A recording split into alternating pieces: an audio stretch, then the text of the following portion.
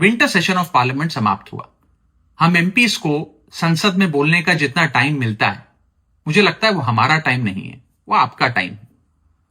Parliament चलाने का खर्चा हो या एमपीज की सैलरीज हो, ये तमाम खर्च इंडियन टैक्स पेयर भरता है। देश के मेहनतकश लोगों की कमाई से चलता है। इसीलिए संसद में आवाज भी उनकी उठनी चाहिए, इश्यूज भी उनके उठने चाहिए। ताकत एक एमपी की आवाज में, उसकी पोजीशन या पद में नहीं, असली ताकत है आपकी आवाज में। जैसे आज से कुछ दिन पहले जब मैंने एयरपोर्ट पर मिल रहे महंगे खाने की बात रखी, उसे आपने अप्रिशिएट किया, खूब स्प्रेड किया, लाइक किया, उसे शेयर किया, और वो चीज सही कानों तक पहुंची और सरकार ने देश के एयरपोर्ट्स पर उड़ान कैफे नाम की एक सब्सिडाइज्ड कैंटीन खोलने का फैसला लिया। ठीक उसी तरह इस बार भी विंटर सेशन ऑफ पार्लियामेंट में हमने कई इंपॉर्टेंट इश्यूज उठाने की कोशिश करी। मुझे उम्मीद है कि उस पर भी कार्रवाई जरूर होगी।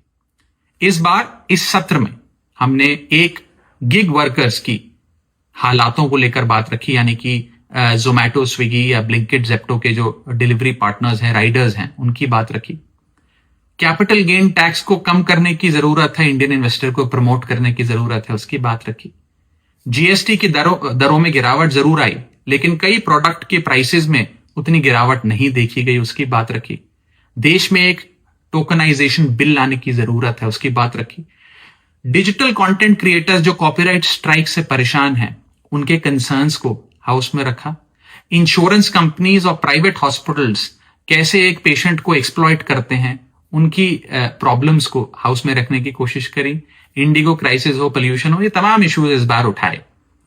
मैं जो इश्यूज उठाता हूं वो मैं किसी किताब से पढ़कर नहीं उठाता, आपको देखकर, आपको सुनकर, आपसे सीख कर उठाता हूं।